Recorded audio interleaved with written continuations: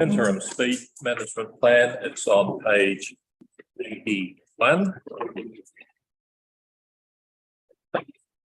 Yes, 81. 81. Do you agree with that? 81, yep. Excellent. And Stefan was brought along a guest. Would you just like to introduce? Yeah, thank you. So, on behalf of us all, I'd like to make a welcome to Johannes Pereira. So Johannes is part of the Castle District Council's ELT. He's the infrastructure services manager, and he has very nicely agreed to come and talk to us about the interim speed management plan. He's got a lot of expertise in this area, but also importantly, just last week, his own council has gone through the same process that you're all deliberating on. So welcome, Johannes. Thank you, Stefan. So what we'll do, normally we would at least get to the formalities of moving and seconding recommendations. But I think on this occasion it would be useful if we heard from Johannes, because this council have been through this process very recently, and I'm sure we'll be interested to learn how they deliberated on the matter. So welcome and go ahead. Good afternoon, and thank you, Your Worship and councillors, and thank you for welcoming to your council meeting. So I'll start off with what last week's meeting with Carleton District Council and how they received the report and responded to that. So firstly, it's the same report or the same interim speed management plan. The report was slightly different, and it's just a matter of articulation, the way that I presented to our council and the way that Stefan presented to this council. Our recommendation was firstly to receive the report, which council received. Then the second was the recommendation was to adopt the principles and priorities set in the interim speed management plan.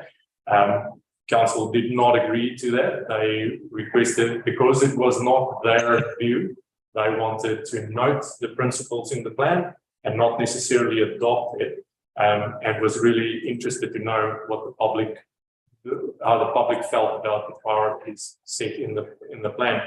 And thirdly, it was to note that councils are preparing, or officers are preparing to prepare to go to public consultation on the interim speed management plan. Again, they agreed to that on the preface that we consult with them, or not consult, but share with them the final documentation prior to going to consultation. And it was also agreed that that wouldn't necessarily be in public forum, as the document would be made public as soon as they agreed. It was also agreed that we will look at once we've taken on board all the comments from the stakeholders, the councillors, and we've considered the matters raised, that then we'll share, and then we'll look at the best time frame to start the consultation process. We also focused on the fact that this is only step 2 of the bigger process, and the stakeholder engagement is really important. That was the gist of it.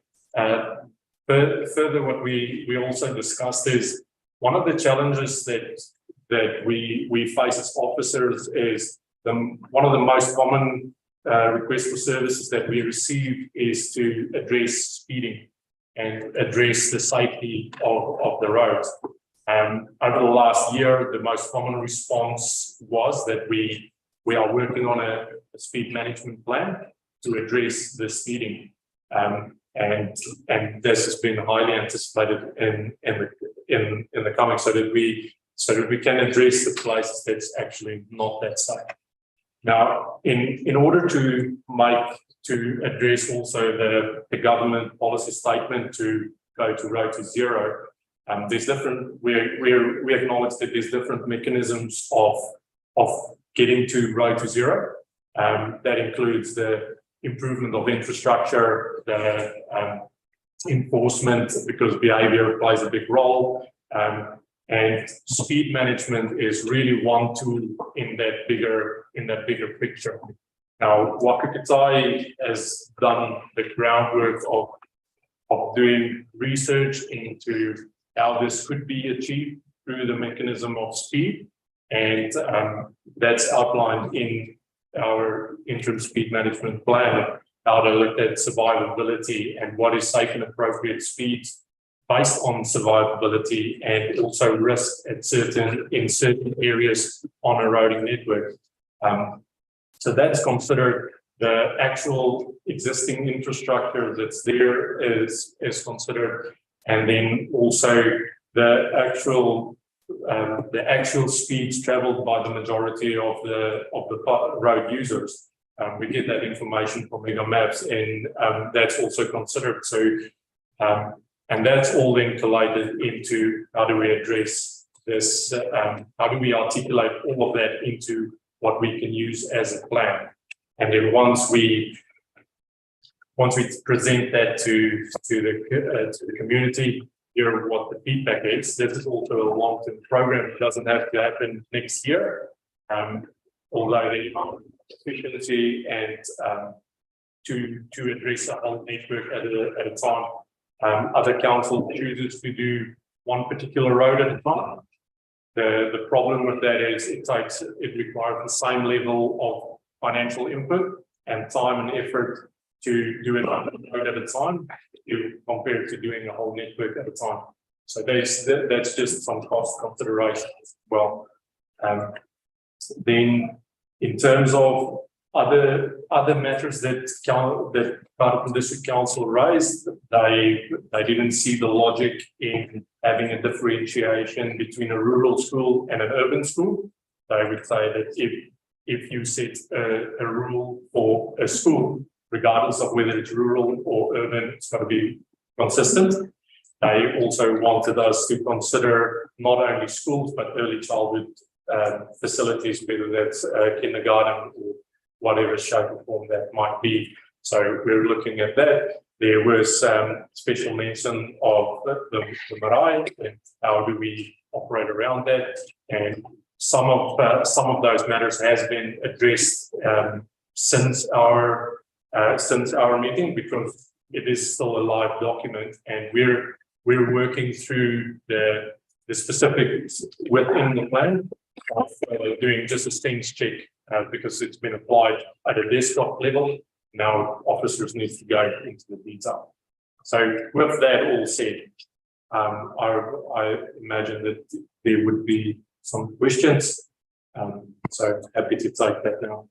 Thank you very much. Just before we go around, we'll ask each councillor if they have any questions or comments, but I'll just check back with Mr. Corbett. Have you got anything you're happy? Okay, so we'll start down the far end with you, if we may. Thanks.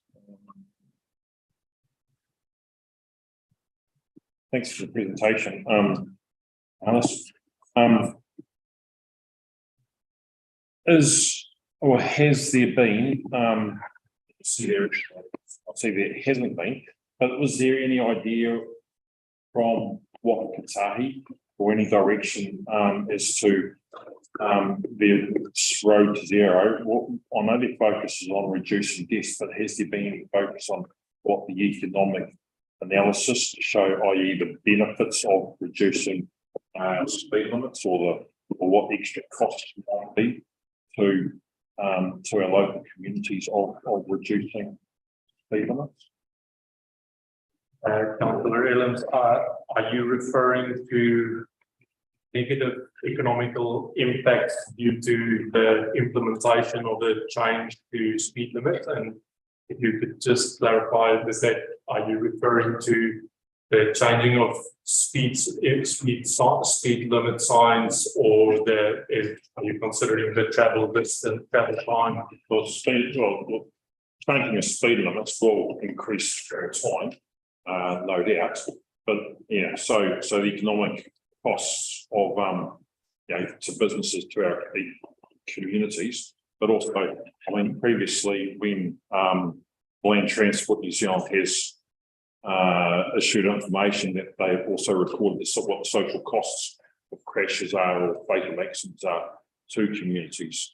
So, yeah, so I was just sort of wondering as to whether there'd been any analysis on social costs, but also economic costs. So, Councillor Ilams, so the report does refer to the New Zealand as a whole in terms of the cost of deaths and serious accidents to the community, and I don't know the exact date, but I think it's in the billions of dollars, and that's quite a significant impact on the economy. So if government were to be successful to go to zero, that would have a significant outcome, not just on the social well-being, but also on the economy. In terms of other impacts, they do anticipate a positive impact on the environment due to fuel efficiency and then less impact on the environment. So there's definitely broader outcomes outside of the physical road to zero. So just to help, so there in the economic modelling, there's a cost that is associated with deaths and serious injuries. And just to put that in perspective, if you talk to trauma surgeons, they would say that up between 40 and 60% of A&E is road trauma. And so the cost to the health system of road trauma in New Zealand is vast. To answer the other question around travel time, so Waka Kotahi did 2 studies. A gentleman from Waikato University, Sam Charlton, who's New Zealand's expert in this area, and they did a comparative study between people's perception of savings in travel time by speed versus actual travel times, which refers to things like mean speeds. And the difference between people's perception of travel time savings versus actual travel time savings was almost of a magnitude of 5. So putting that in perspective, in a real example, so when the speed on the Cambridge Expressway was increased from 100 to 110, which is 16 kilometres of road, people thought that they were saving 2 to 3 minutes, they were saving 13 seconds. So people's perception of lowering speed and travel time is way out of sync with the actual scientific measured savings of travel time. So there are studies in all of those areas about costs, economics, and those types of evidence. I can just add on page 102 in your report, page 11 of the interim speed management plan, that refer to the cost of road crashes or the cycle cost. It's estimated at $4.6 billion, and that was in 2019. There's also further to the CE's comment as well.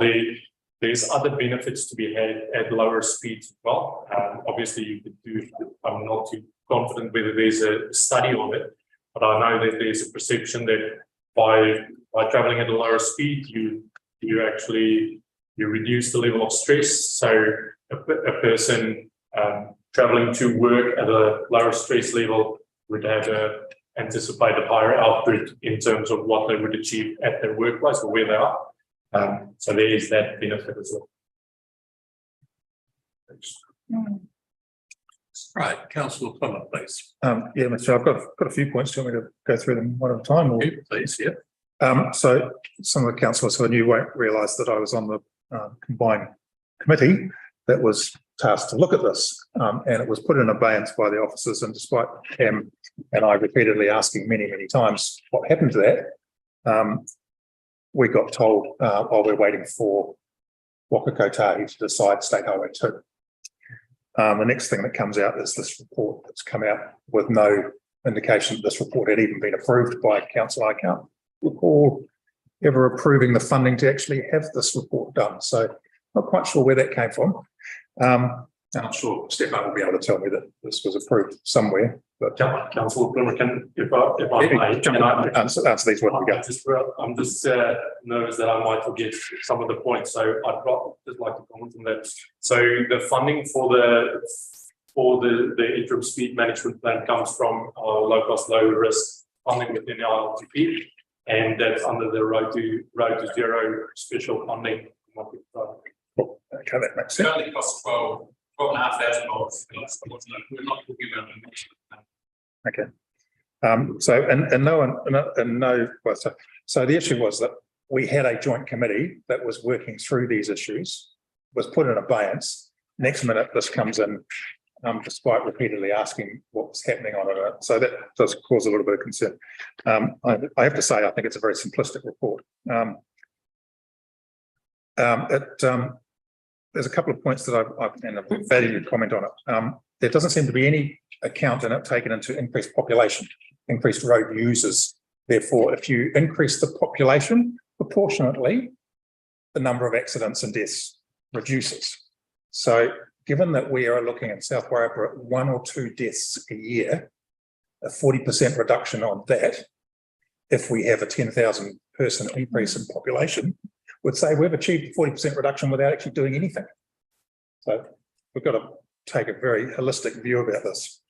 The second thing I would say is, where's the enforcement on this? We've got a very, very large roading area. And if we say we're going to reduce the speed, and in some places 50% where we're talking about reduction, well, I don't see that we're going to have any enforcement out the coast. So all that happens is you create frustration, you get non-compliance, and you get frustration. And we are already aware of, take Napier Taupo Road, for example.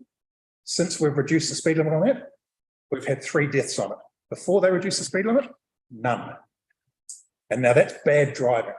That's maybe break that down a little bit, Johannes. yeah. So Councillor Plummer, if I can just talk to the matter of enforcement. So obviously behaviour is something that council can't necessarily control. We can put measures in place to improve behaviour. But from Waka's point, they are working with the police to increase enforcement, because it is not the district council role to enforce. We have our role to play, and they have theirs. So they are working on that. Obviously, we can't dictate to that, but they are working on increasing. So the answer then is that it won't, because we know we're not going to get enough police at South Wairarapa to police South Wairarapa roads and guarded roads. There's just like massive win. So, there's no point in saying that Waka Kotahi are working on this, because they're not in charge of the police budget. The next thing I would say on this, this report doesn't take any consideration of road construction, the ability of the road, of what the road is designed to actually take, whether it's, if you take the argument, it would say State Highway 2, because it's a state highway, is built to the highest level, arguably. Now, whether that's the case or not, then you come down to our feeder roads. They are all built as you go down, all the way down to the coast where they're just metal roads. They're all built to a different construction standard. And that construction standard takes into account speed, weight, what else would he? Rideability, camber, the whole lot. Nothing in this report talks about that. Not a single thing.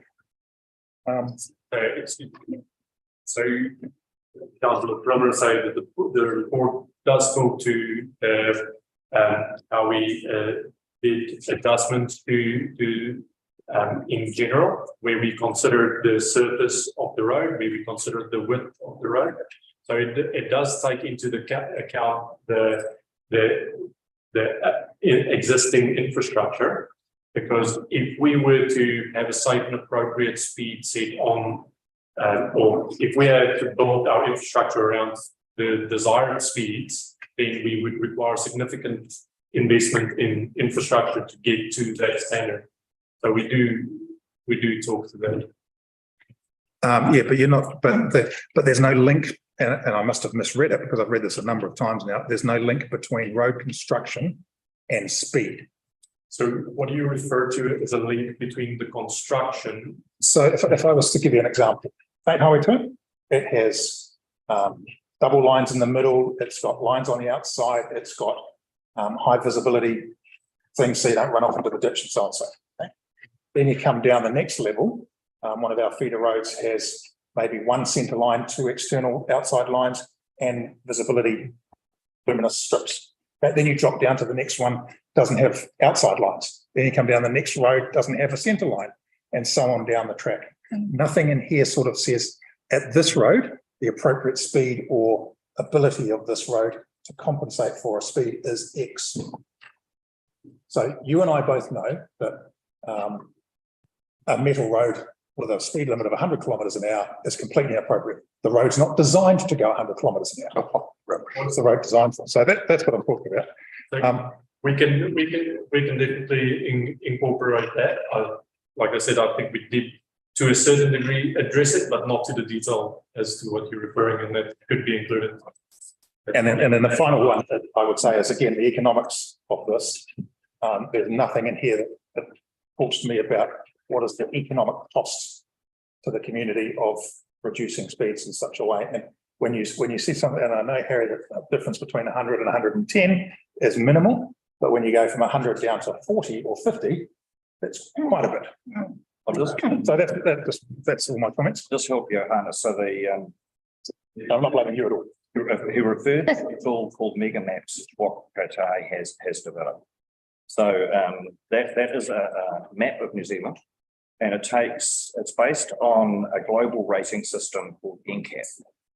So, and this is usually developed by government in conjunction with organisations like the Automobile Association. So New Zealand has its own version of that based on the NCAP characteristics of a road. So it looks at curvature, curve radius, from the type of seal that's on the road, shoulders, number of driveways on the road, the sight lines. So there's in NCAP, there are 67 characteristics that characterise the engineering standard of a road and give you assurance of the science about the various elements that make up the road and the road context. It's not just the construction of the road.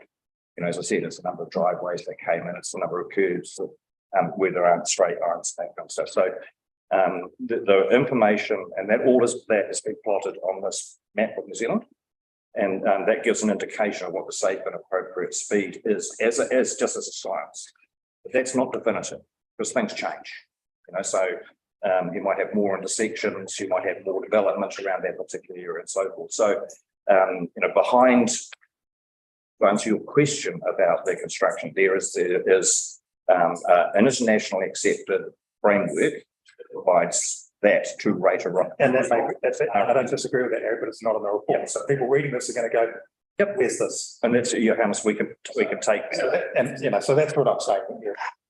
Just when I said it's simplistic, Here's for a few hours. it's looking at one thing, and that's how many accidents I've had. And that's all it seems to say to me. I'd like to move to Councillor McCauley. Thank you. If you have any comments, that is. Yeah. Thank you very much for the. Please address the chair, not Johannes. Oh, sorry. Okay. Me, sorry. Yes, anyway, thank you very much for the report.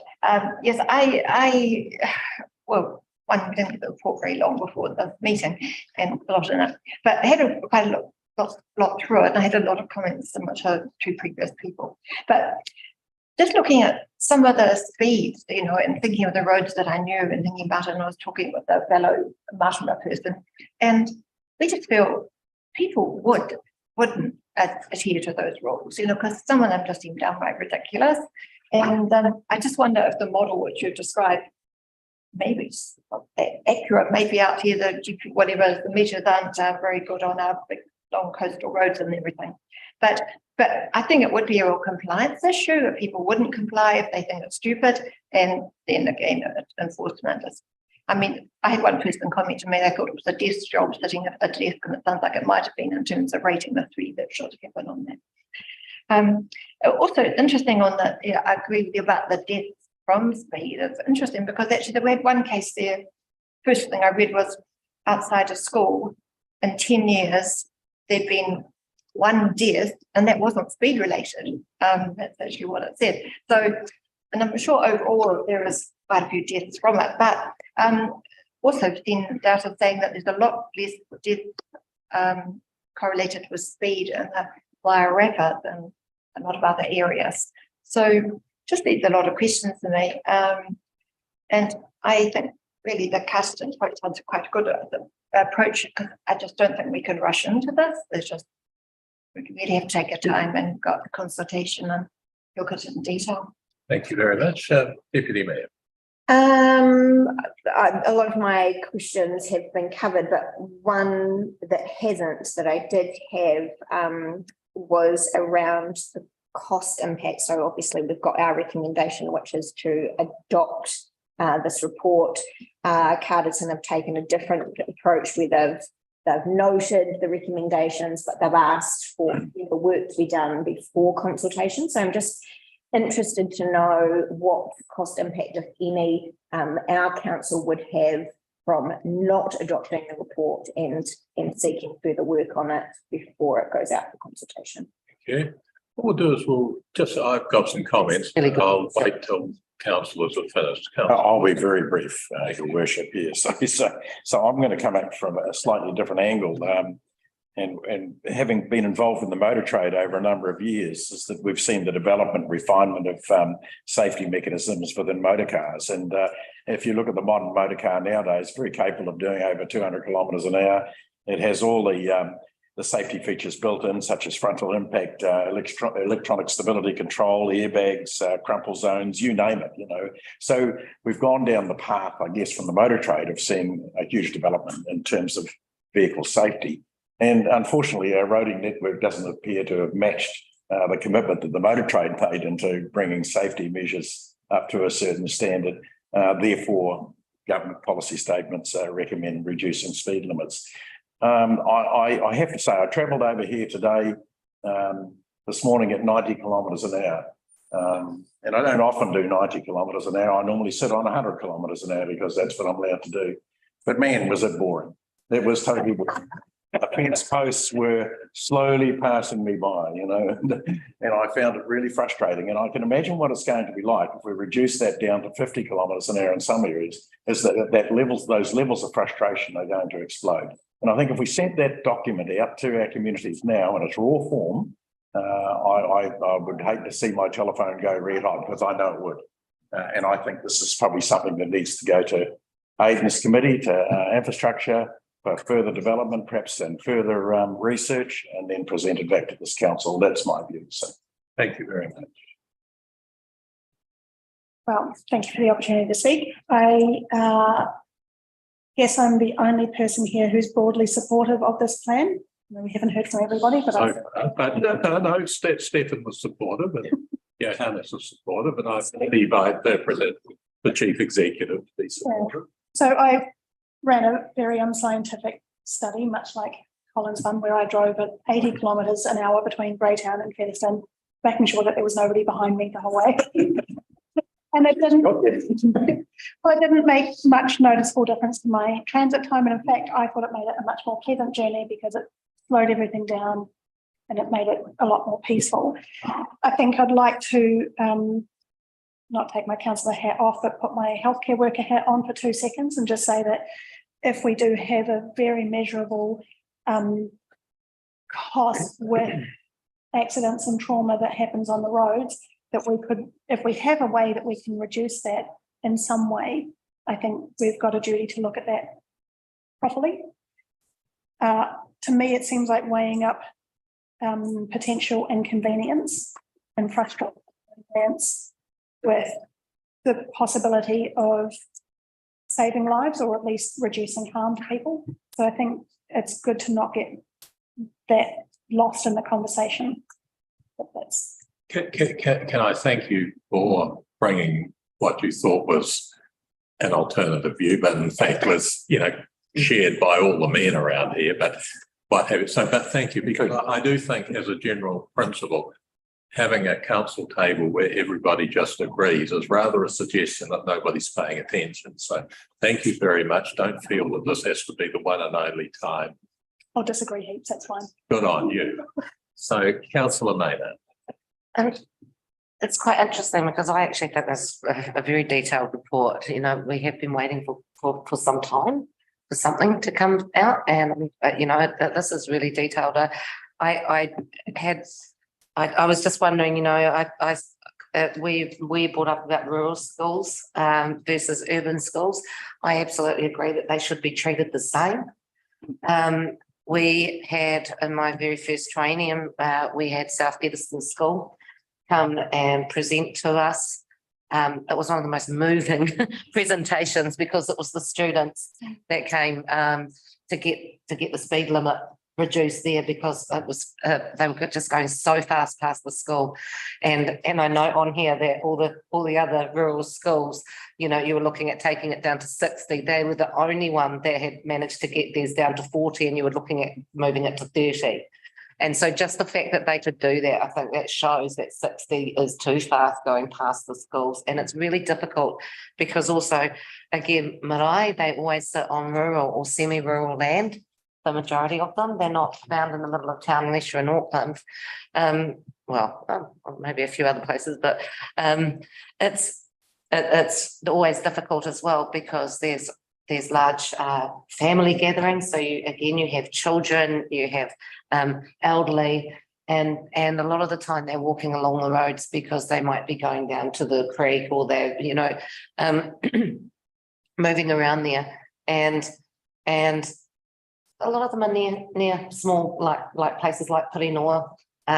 We have them in Eye. So there are those other areas where I think, you know, bringing those down and actually taking that into consideration would be fantastic to see on here as well. But those were my two, I guess, concerns. Appreciate that. And second to last, Councillor Woodcock. Thank you, Mr. Mayor. Thanks for coming along, Johannes. I'd just like to just jot down there with what Colin said about being boring. When you're on a road that has a 100k speed limit, quite often you'll find people slowing down to 90 or 80, dawdling, which frustrates people. So if you drop the speed limit to say 80, you might find people slowing down to 70 or 65, which is really going to annoy them. And as a truck driver of many years, I've seen numerous circumstances where people get frustrated and do some horrendously stupid things because through frustration. And I find that if a road's really busy, for instance, between Cardigan and Marsden, what they're doing there, at the time of day when it's busy, it controls its own speed. And then in the middle of the night, when you're the only one on the road, you don't want to be plodding along at 70k an hour. So there's things like that to take into consideration. And also, I think it was 1985 or 89, 85, I think it was, they dropped the speed limit from Rose's speed limit, from 80 to 100, and in the preceding couple of years, the road toll actually plummeted. So I've got quite a bit to say here, so I'll try not to drag on or go over what everyone's already said. People have asked about the cost involved. There are certain costs involved, like changing signage isn't cheap, especially when you have to pay contractors to take the old signs down, put new signs up. You have to notify of new layouts through media and road signs of their own.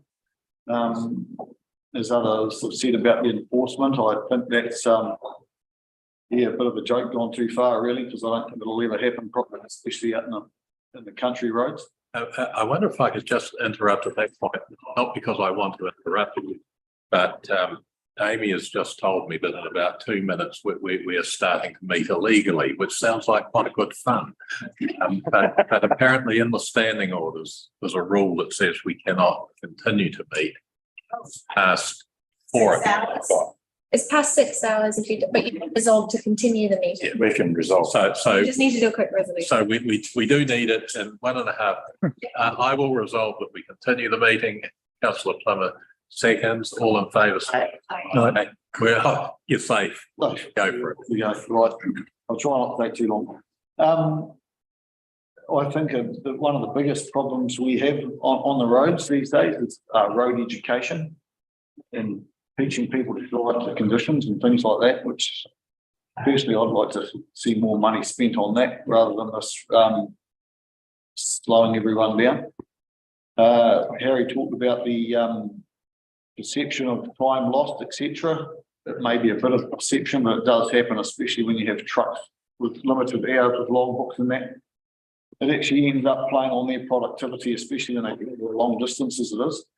And it might actually incur drivers to end up spending more time away from home rather than getting home to their family at the end of the day.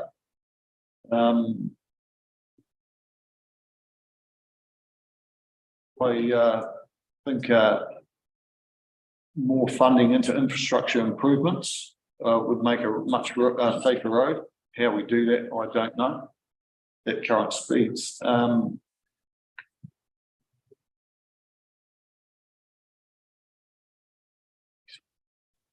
I see some of the points are good in the report. Other points I see as an excuse for our government's poor ability to supply safe roads and adequate policing of roads, and also road education. Actually, another point in here I would love to see road education brought into all colleges so that students can actually do driving courses for NCA accreditation. The 30Ks past the schools, I'm all for that. The only issue you have, you talk about the rural and the urban. Sometimes a blanket rule does not quite work. For instance, Kurunu College supposed to be within 100 metres of a school down to 30Ks. Well, you've got State Highway 2 comes flying into town from 100K zone straight at the moment, straight to beside a college. So how does things like that work?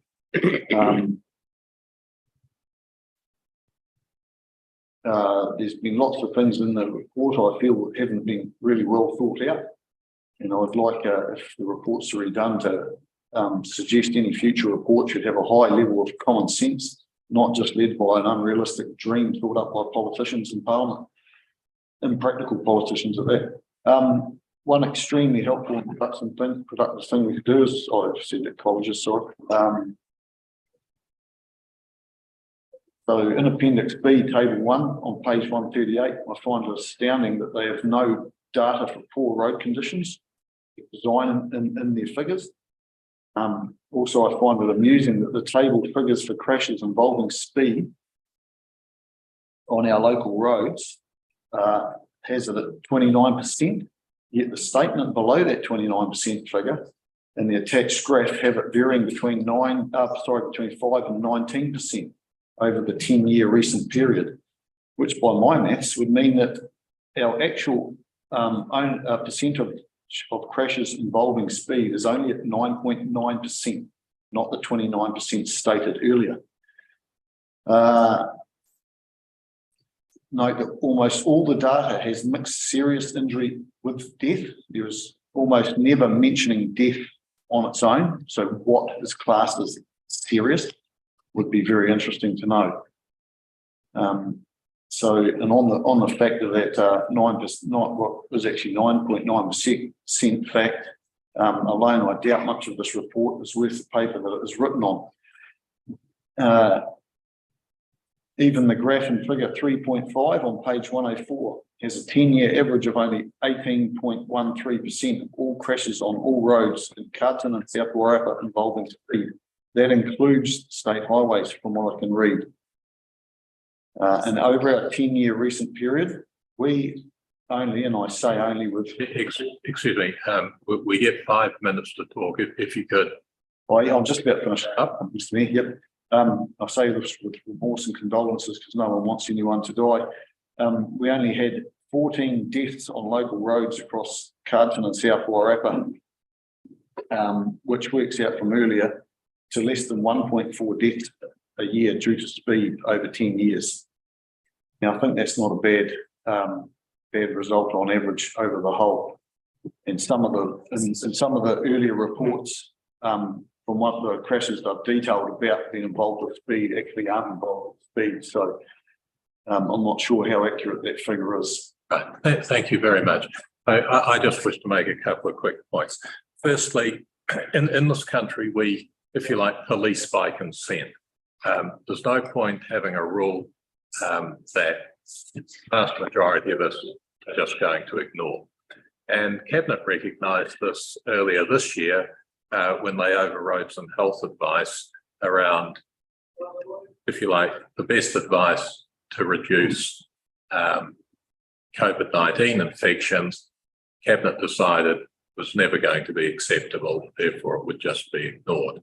And I think we have to be careful here that we're not about to make some suggestions that is going to cause Colin's phone to be running red hot. And if his phone runs red hot, mine might get a bit warm too. So we have to think about that. I have a number of, I think, technical issues with it. So, for example, I approve of slower speeds past schools, but I can't work out why ECE centres are omitted. After all, often that's a much more dangerous environment because people are trying to get kids out of the car with one hand and look after the other kid with the other hand, etc. So that just seems to me to be not very well thought out. Secondly, I'm pretty sure in here somewhere it says how this was done on basically a paper exercise. And I think it's pretty clear that that is the case because I went and drove along Te Awaiti Road at the weekend. Most of you might not know where that is because none of you probably say it that way, but I believe that's actually how it's meant to be said. It's not meant to be said Tāwai. Actually, Te Waiti. So that's why people just called it Te Waiti. Is that what it is? Eh? Te Waiti. Thank you very much. Then I wasn't saying it right either. But in here, it suggests that you should be able to drive along it at 60 k's. Anybody who tries to drive along it at 60 k's will destroy their vehicle. You can take my word on that. Yeah, exactly. Anything more than about 10 k's at one point is taking a big risk. As I came out on the road that I normally drive at 100 k's on today, I went past a number of speed safety signs that tell me that the safe speed is 65 kilometres an hour. Yet in here, it would suggest that the safe speed is 80 kilometres an hour. Now, I think those of us who drive on that road know full well that at those particular corners, 65 is probably the sensible thing. So I believe that there are a number of spots in here where just ordinary people are going to take a look through it and think, I don't believe that the person who's giving this advice has actually seen our roads. So what I am going to propose, if people are in favour, is that we do very much what Carterton did. Now, Carterton noted the principles and the management and the speed management priorities, and I endorse that and I agree with that. What we now need to have is a document that we can give to our residents that they will hopefully relate to, not think that we're too stupid, something that can get a real engagement and discussion going with our community. And I would agree that the Infrastructure and Community Service Committee should have delegated authority to approve that new document once it's been drafted, and indeed to have input into its drafting. But the one step I would go a little bit further, and it may have been intended, but I would invite the Carterton District Council to jointly share the preparation. So obviously, Johannes and his colleagues are preparing something for Carterton to consult with. I think it would be useful if people are happy that when it ends up, it comes out saying this is what Carterton and the South Wairarapa councils want to put out to our communities, because in the long run, it does not make sense to have one set of principles and rules operating over that side, different sides here. And what I would hope is that when the time came to consultation, that we would have a document that both councils would be happy with. And I think that may even save us a little bit of cost if we work jointly here. And I think it's a good thing to do anyway. So we've all had our discussion. And so now we will come to the recommendations in the paper. And the recommendation at the moment. Yeah, can I ask a question? Oh, yes, please. Is it worthwhile going back to Carterton and saying, could we re-establish the joint working committee we had on this to look at this and come up with something worthwhile between the two councils? Because you're absolutely right. I think you're going to have that anyhow with. I know, but council, you guys have basically said we're going to put this out for consultation, haven't you? No. Nothing yet. No, we haven't. So Noted. So council noted that officers are preparing the consultation documentation and finalising, basically scrutinising, going through the technicalities of the speeds that were set and doing the sense check. And once we've shared it with them and they're happy, then we would go out to consultation. So excuse my ignorance, what does that actually mean? So what that means is this was a draft presented to us. We committed to Cardigan District Council that we would share the draft with them as soon as it becomes available. And so at the time of going to council, we haven't finalised the interim document yet. And we said that we know that there's things that needs to be improved. There's sense checks that needs to be done on the network, because this was a desktop exercise done by the consultants in collaboration with our team, with the Romanga team. And so once we've gone through that, it incorporated all the recommendations from the various councillors, and then we would present it to them, and then they would be agreed to for us to go to consultation. Sorry, I got the impression that they were going to send it out, but nobody got not agreeing to sending it out. So, and I'm assured by their mayor that unless the document as it comes back from officers is very much in line with the comments they made at their meeting, it won't be going out either. So I think Ron Bark and company have given, I think, clear directions. My question around the cost difference in putting this as it is out, which is the recommendation, versus making the amendments before sending it out. Well, we're not going to amend this document. This is the Tonkin and Taylor document. What we're recreate. What we're going to do is to prepare a consultation document that reflects the sort of things we are happy to seek consultation on. And yes, all consultation has a cost, as people keep reminding. And I suppose let's answer that question a little bit more. The cost of getting it wrong is probably more than actually taking the time. Yeah. And what I would hope is that if Carterton agrees, and I think very much technically the joint committee that you refer to would be the ideal way to do that, then hopefully that will share some of the costs potentially. What's more, it may also make it a lot easier for us to consult widely. I mean, a lot of people in Greytown will find it quicker to go to Carterton for a meeting than they will to go to Martinborough, for example. Yeah. So, as I say, we come now to the recommendations, and whether it was intended or not, the recommendation as it is that we adopt the interim speed management plan to be used for consultation and community engagement to review the speed limits with the South Wairarapa District Roading Network. Do I have anybody who wishes to move that? I missed the last two words, the last sentence. To review the speed limit with South Wairarapa District Roading Network. Oh, okay. Thank you. So, I do not have a mover. I will move it. Yeah. Sorry, I will. you move it? Yes. Okay, do I have a seconder?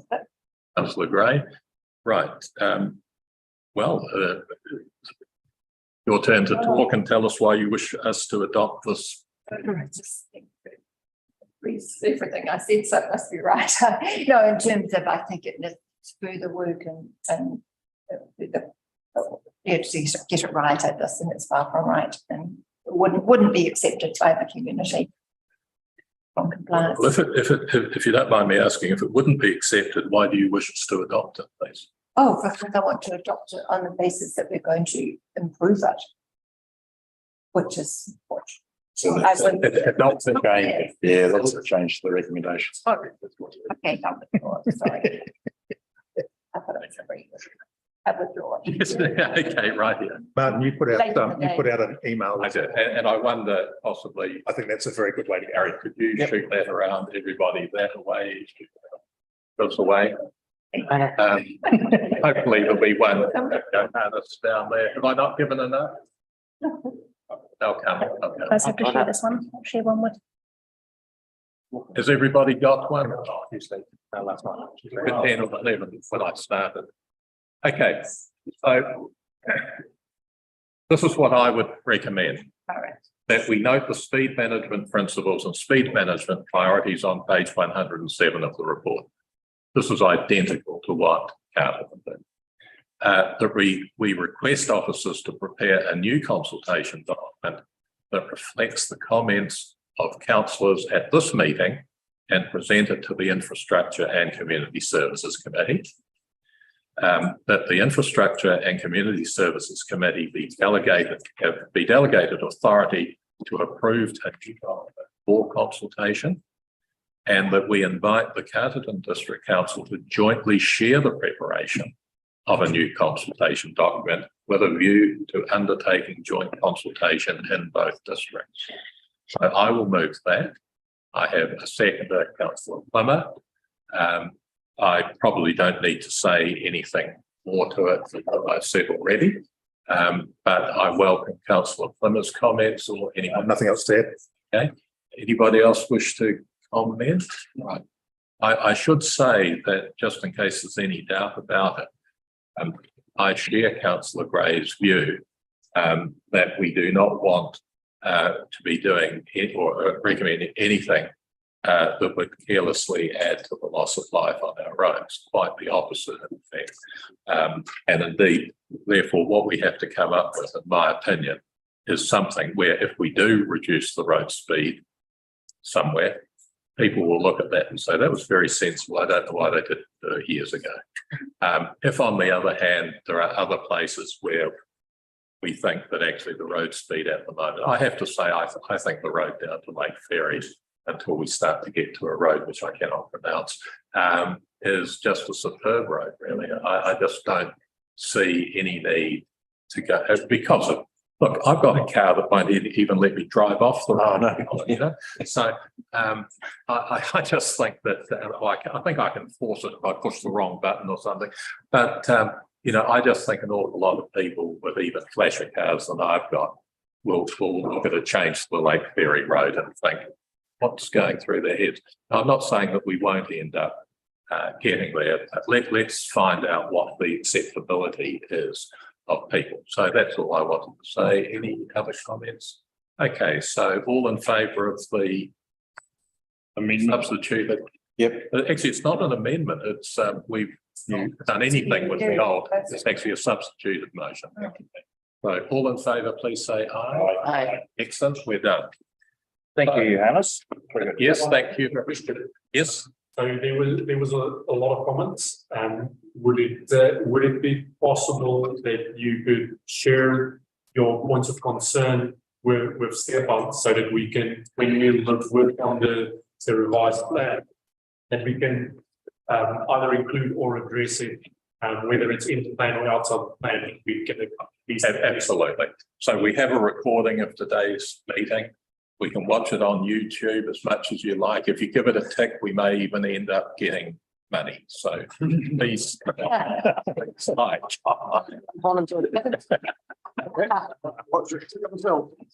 you, Johannes.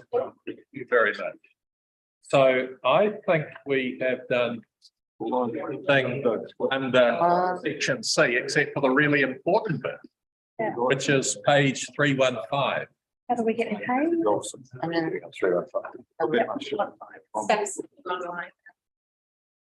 Right.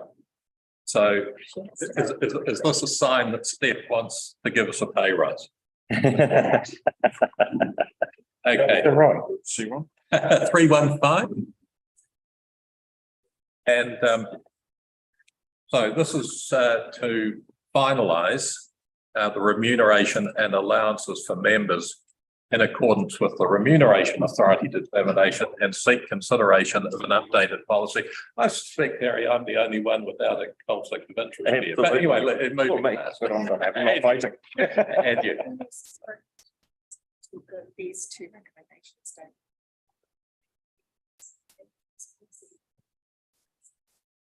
But so you think we should only consider option 2? First recommendation just need Okay, right. Yeah. So what Amy is telling me is that we need to consider the options and agree a proposal to put forth to the Remuneration Authority. So Steph, could I invite you? Is this what's about to happen, Amanda? Steph's going to take us through it. Welcome, Steph. Go for it. Thank you. So the report sets out the pool that is allocated to councillors. Now, each councillor is required to receive a minimum allowance of, I think it's 18,855 or something along those lines.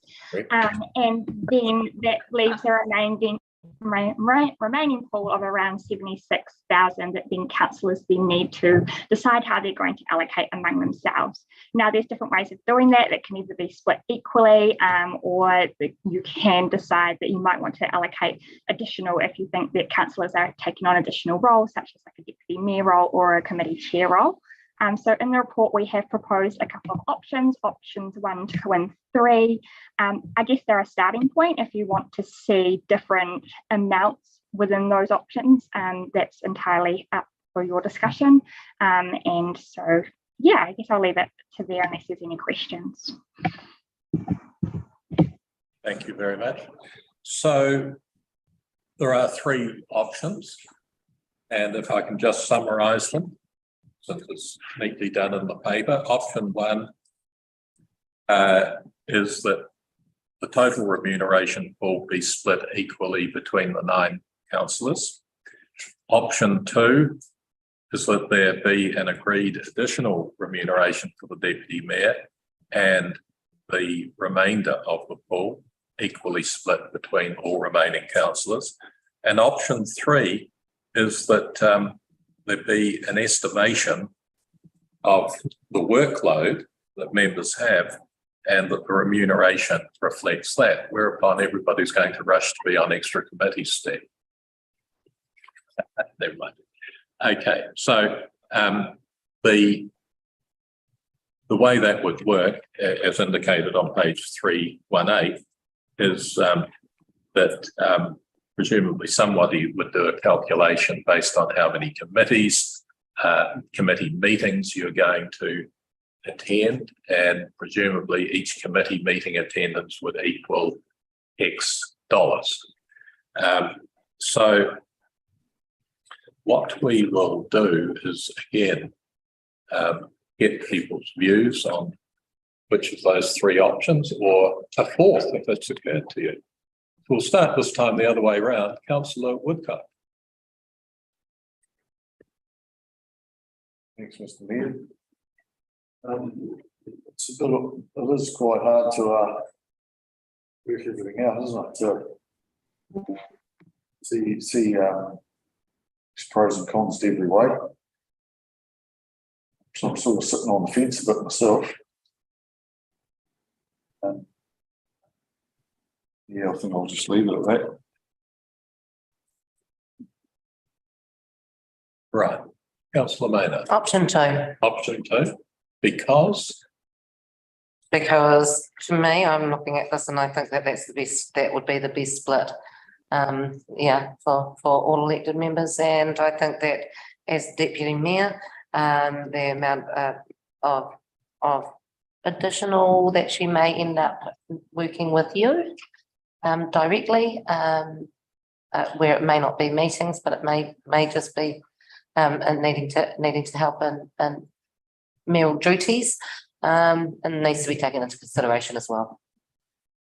I doubt that this is sufficient compensation for having to work with her. But then we should all go up. Councillor Gray. If we could take it off. Yeah, take it straight off. I would like to agree with around option 2. And partly that's because I think it's everybody around here works to 100% of their capabilities within council that they have. Nobody seems to be phoning it in at this point. So I think it's a spread workload, but also that for our deputy mayor, we have a spectacularly good deputy mayor who is well liked by the community, which is a little bit of a double-edged sword, and that she's also, I think, quite frequently contacted by the community and will end up doing a lot more work in that space. So I think So are you recommending that we replace the deputy mayor with somebody who's unpopular?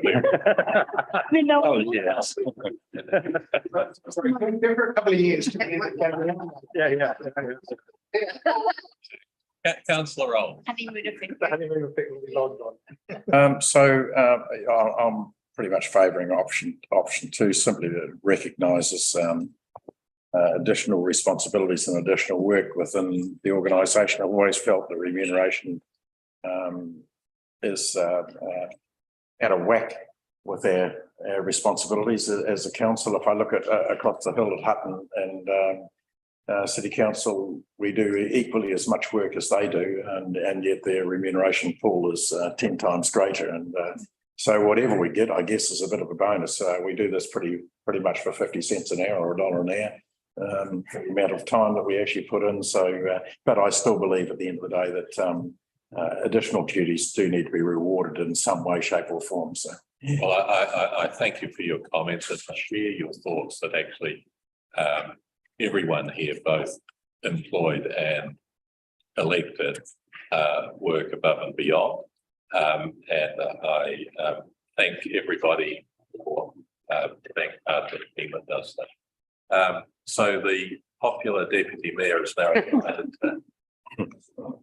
I'm going to avoid talking about my own remuneration because it just seems really awkward.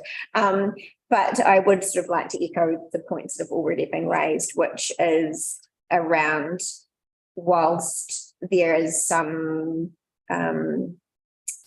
extra duties that come with being chair and things, I think option 3 doesn't adequately support the fact that all councillors have special areas of interest, work hard and are doing a lot of mahi over and above. So, which I think option 2 better reflects that actually we're. I thought you were going to go option 1. Now, Councillor McCauley. Yes, I would agree with option 2 in terms of I'm just a bit worried about the other ones because there's you were mentioning before these incentives for people to go on lots of interviews. It's not cheer. Maybe for the wrong motivation, having done rat psychology once upon a time, if your palates all that you want or don't want. So I think that makes more sense because I think a lot of people without chairs will be working above through. So I think we've definitely got a majority in favour of option 2, but I will check with the last 2 councillors whether they want to express on review. no, I don't have a contribute. No, I don't contribute. So there's only just one thing I think we do need to check, Steph, which is that the way I read the recommendation is that we now have to send it to the Remuneration Authority and for them to give their tick. Is that automatic or do we have to do something else? No, so once you've resolved which option you are going with, then we will put forward that proposal to the Remuneration Authority and then they will take it through the process, taking it, I think, to Parliamentary Council and doing it through the Gazette process as they make an amendment to the determination that is currently in place. So once you've done this, I mean, we will obviously let you know that your proposal is accepted. I don't imagine that it wouldn't be, but we'll keep you informed of the process. Is it the same as last?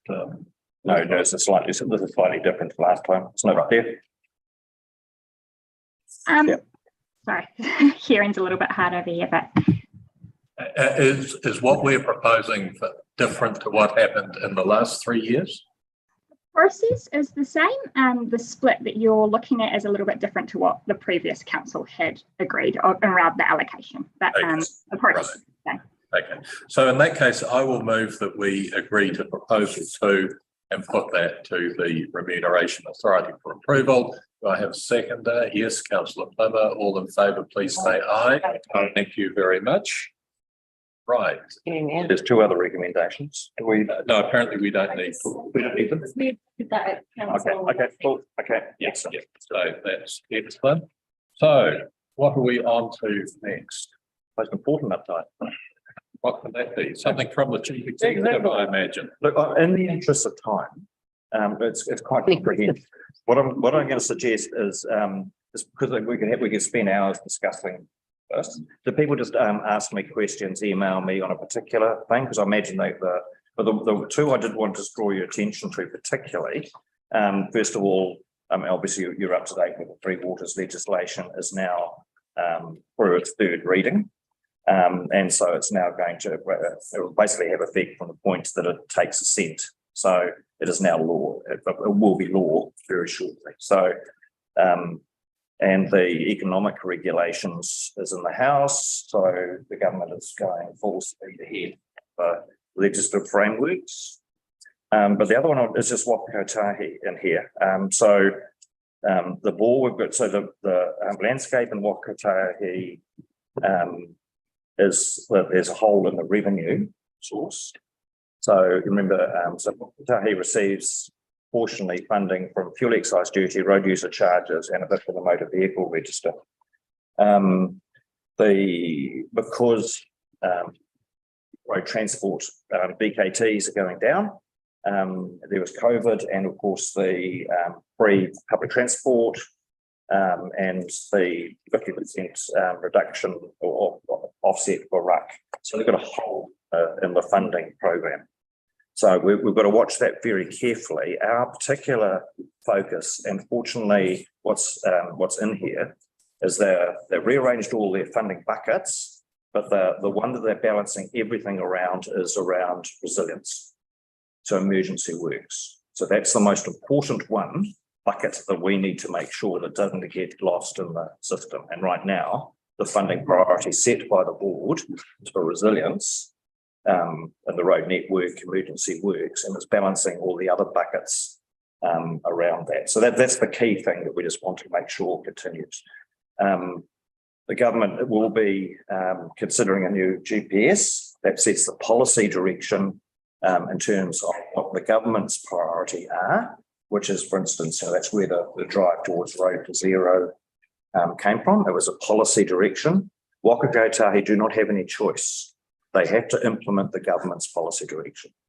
An example how that played out was, the previous government, the investment was in the roads of national significance, highways, all that kind of stuff. This government came in and said, no, that's not our priority at all. It's safety, it's public transport, those types of things. So if Labor get in, we'll see more of the same. If National come in, we'll probably see a whole lot more emphasis in investment in infrastructure and those types of things. So just let you know, that's probably and there's a whole lot of other things in here that are important, but we're trying to give you a sense of all the things that are going on from the national level, also down to some of our own key issues, what's going on across the region. So we emphasise the library service, the rangatahi strategy. We had Anna was going to be here to talk very briefly about Destination Wairarapa, but because we were so late in the day, she's put in her apologies. I said, no, please go. You're going to want to sit around for the next. And that's from Destination Wairarapa. But you'll see in here, which is we're replacing some of the reporting that we used to do at assets and services. And bringing it right up to the front in a publicly accessible form with these dashboards on our big projects that we have, so that there's in one place, people see across the organisation, not by slice, all the big projects we're doing and how we're tracking. So, apart from you, remember also it's an opportunity for members of the public to start seeing, what we're doing at a high level, snapshot, but what the world looks like. So this is as much written for public consumption as it is for you as elected members. So unless you've got any very specific questions, if you've got specific questions, please come to me, email me, and I'll give you a call and we can talk them through. If there's any general comment or thoughts. And it's late in the day. Yeah, well, I reckon. Thank you very much. I'm dead here. For that. Okay, well, we'll wake you up in a minute. You mean you weren't when you started? Okay, so that's excellent. So we've had that. So I think we come to the Mayor's report. And the Mayor's report. We had item D2, annual report, verbal update from Karen. This is the. How did I miss that? No idea. Would you like to, one would think you would like to introduce your chief financial officer? We'd like the council one, but I see we've got your one. That'd be a cheat. So the annual report, as we all. Blushes. He was blushing. The annual report, under normal legislation, adopted by the 31st of October. And due to COVID, that law was extended to the 31st of December. And so I have advised you all that we're about to breach a step requirement to have the annual report adopted by December. This has been caused by Audit New Zealand unable to complete the final audit in time for us to finish the annual report. So it has been confirmed by Audit New Zealand that we are going to breach, but the breach is their cause, not ours. There are really no ramifications other than that by the time we get the annual report adopted and published, it will be time to start the next one. So I'm just giving you an update in terms of, we had hoped to adopt it today, but you would have had to have received a copy of it before today. The final audit is still continuing as we speak. We have asked Audit New Zealand to provide updates. They have apologised yet again for not being able to complete the audit on time. They simply don't have the resources. Now, other councils about similar size are scheduled for their audits next year. So we are slightly advantaged, but a lot of the bigger councils have all completed the audit. So we just slipped. Salonia. Sorry?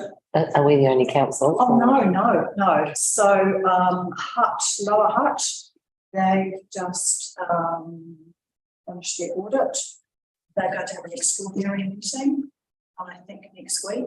We haven't finished the audit, so I can't even book an extraordinary meeting because I don't know what the audit's going to ask to change. Cavity Coast finished in September, but they have Ernst & Young, and Wellington Water just published theirs. So it's generally smaller councils with Audit New Zealand all affected. Okay, thank you very much for that. Any questions, anybody? Any idea? Or is that how long's a piece of string? No, I mean, to be fair, we've been asking New Zealand for updates. I'd have to be honest and say that they haven't been coming with audit what their requirements are. They're asking a lot more detail than they would have been asking. They have a whole new audit team, so we have the disadvantage of the only auditors not being experienced with local government. Right. So it's just compounding and compounding, and so I complained 2 weeks ago about the quality of the audit, not to mention the time frame. They keep apologising, but there's just not much. Yes, so we're where we are, there's nothing we can do about it, and there's no point stressing over things you have no control over. No, and I think the main thing is the breach of strategic requirements doesn't come with any ramifications for us as councils. Or the Office of the Auditor General. Yeah. No. And we won't be the only council. No, that's right. But the rest, of course, they've said that they'll go back to the timetable next year. Now, if we adopt, say, it'll be February, March, before we adopt, interim audit would start in April. So quite frankly, and the law has expired in terms of extending the adoption date for annual reports. And to change auditors is another piece of work that will require a lot of work. So the only thing is it would be nice to have completed it by Christmas so that we will use the financial statements as our confirmed audited accounts. That we're not going to be in that position for at least another 2 to 3 months. So we have no chance. We can't release. We will one day. Very bad. It should be good news. Yeah, I'm sure it will be. You've seen the draft. I'm sure it will be. We have. So to creative surprises. It's just nice to finish them like this. I'm full of confidence. Thank you. Thank you. Thanks, Karen. Now, if we come to the mayor's report, page 351. Council action items. Action. Oh, sorry. Action. As you can tell, I am keen to get through. Nick Colin, oh, wait.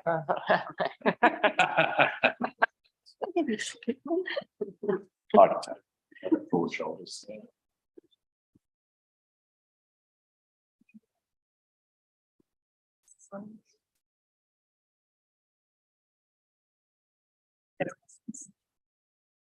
So the action item reports, councillors, do you have any questions? Yes. I did have one, but I've lost it now. So. Again, I just invite you, if you've got an individual question, just email me and I can provide a response. There's a whole plethora of things in here. But I'm also going to have a chat with Martin around some of the items that we can do something with. I move them. I just wanted to confirm 420, second one on there, where we'd asked about questions with regards to the roading asset management planning for rural roads. We've heard a lot about rural roads today that has come up, and we've seen with the rural roading reserves, and one of the things, the whole point of it back on the 15th of September 2021 was about getting the information can then go into the ratings review, which I think is really important that we look at how that is rated.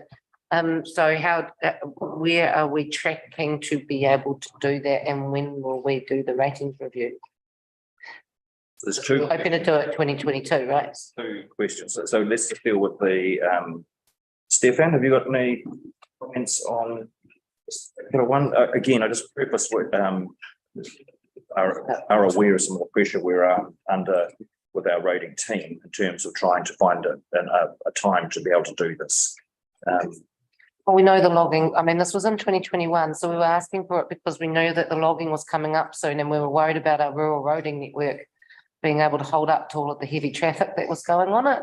So it's getting past that point. But what I wanted to know now that we've seen how much has come out of the rural roading reserves and where that's sitting, it's still really important that it goes into the ratings review. So when are we looking at doing that?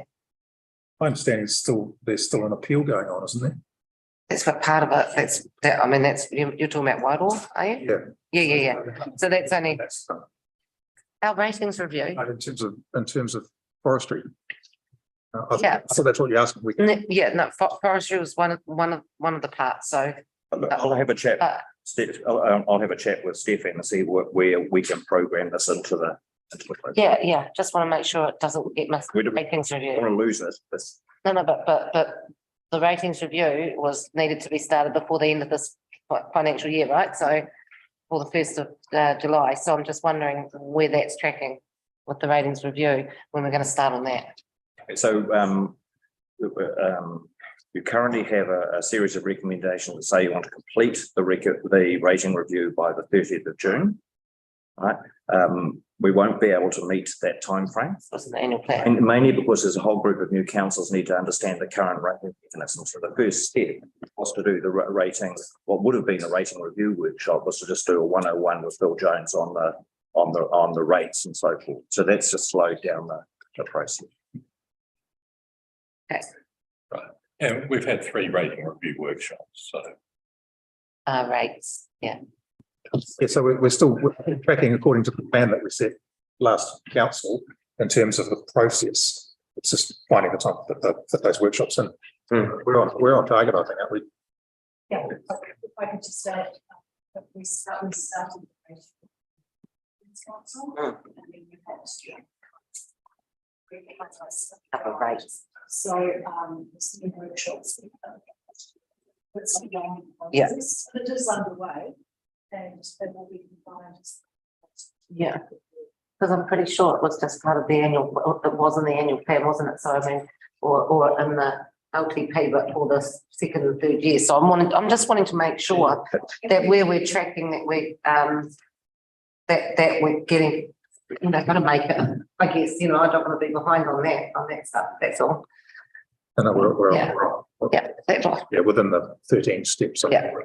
Two or three. About 16 steps. Yeah. Baby steps. So, But we're on target for the, so if we can move to page 351. And really just some recommendation around appointments. Brian Jeffson was happy to accept our invitation to carry on Right. in conjunction with Councillor Plummer on the district plan review.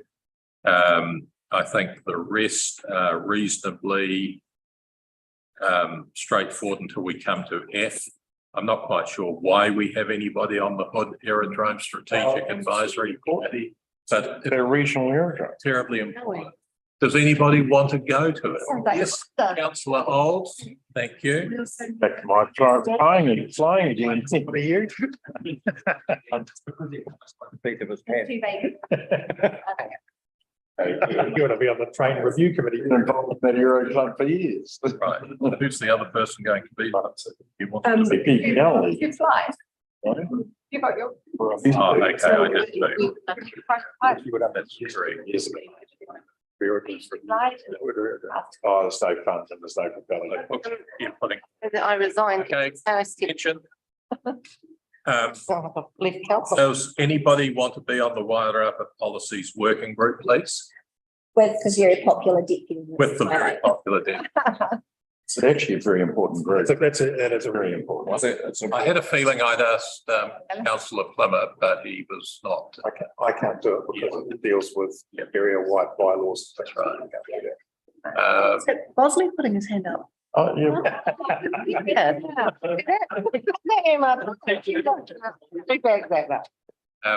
I don't, sort of hesitate to nominate somebody without their approval. Subject to. Okay, right, yeah. So, So Rebecca's approving on his behalf. Yeah. okay, Just note that in the minutes. though. okay, so we've dealt with Mayor Sadler Potter and Councillor Bosley. We've got Colin on the Hood Aerodrome Strategic Advisory Committee. Colin, can I just double check you are already on the Wairarapa Trail section? Trail section. Who was the other person with you previously? So it was Lee Hay. Okay. Yeah. Excellent, right. So all in favour? So Martin, before you do, we were going to look at an amalgamation one as well. Where'd you get to with that? Well, let's think a bit more strategic. Can we just change the wording, because I didn't resign, I just basically Handed over. handed it over. I didn't resign from anything, I just I just stepped down, if you like. Sat down. That's- Yep. Okay, Amy, But well, because reading this, it sounds like I've actually resigned. Yeah. And also in the interest, Councillor Mathers. fairness, if councillor Bosley doesn't want to, then I'll put my hand up. Okay, thank you very much. On that regional. We will accept that. Okay, so I move that the appointments as listed and amended be approved. I have a seconder from the deputy mayor. All in favour, please say aye. Done, excellent. So now what we are going to do is turn everything off and move into committee. Did you just want to mention this report? Yes, I do. So I move that we accept Alan Hogg's report from the desk. I'll second that. Wairarapa Board. I meet Alan from time to time and we have talks, and he may be one of the few people who do something as neat and tidy as this. So Councillor Maynard has moved, we accept it. I'll second that. All in favour, please say aye. Aye. Done. Now, so what we are going to do is to enter into a public excluded part of the meeting. And Amy, we're just, whilst we haven't quite got there yet, can you tell us why we wish to do this, please?